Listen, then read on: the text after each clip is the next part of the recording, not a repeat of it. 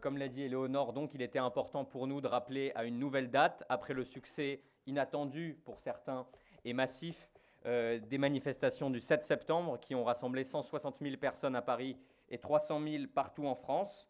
Nous sommes aujourd'hui dans un contexte post-dissolution de l'Assemblée nationale, post-victoire du nouveau Front populaire et post-attente de 2 mois et nomination d'un Premier ministre de droite soutenu par l'extrême droite.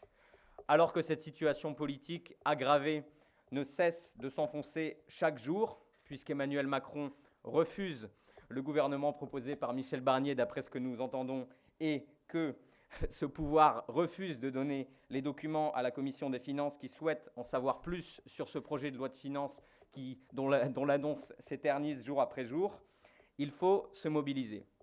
Il y a en France aujourd'hui une crise économique, un déficit aggravé du fait des réductions d'impôts sur les plus riches qu'Emmanuel Macron a mis en place depuis 7 ans. Il y a une crise sociale, alors que jour après jour, des étudiants vont à l'université sans pouvoir manger à leur faim, des lycéens et lycéennes ont fait leur rentrée scolaire sans pouvoir avoir les fournitures et les conditions matérielles minimales.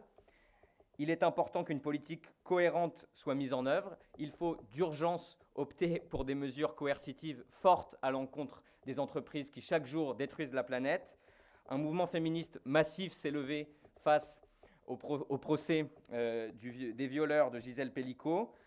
Le week-end dernier, des mobilisations aussi ont eu lieu et cette date du 21 septembre est avant tout une date de convergence. Convergence entre les organisations syndicales, associatives, soutenues par les organisations politiques, des organisations donc de la société civile organisée, féministes, écologistes, lycéennes, étudiantes. La nomination de Michel Barnier est un déni de démocratie. Emmanuel Macron a refusé de laisser la gauche gouverner alors qu'elle a gagné les élections et qu'elle a le plus grand nombre de députés.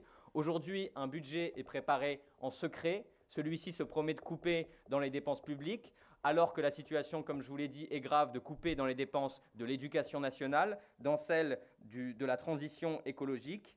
Une jeunesse s'est mobilisée le 7 septembre, bien avant, et continuera de le faire contre ce projet de société grave qui nous plonge jour après jour dans la crise. Il y a donc urgence au sursaut. Nous, organisations de la société organisée, syndicats de jeunesse, partis politiques, associations, appelons donc à une mobilisation large et massive dans la continuité du 7 septembre, ce samedi 21 septembre, où des dizaines et des dizaines de rassemblements sont à nouveau annoncés partout en France.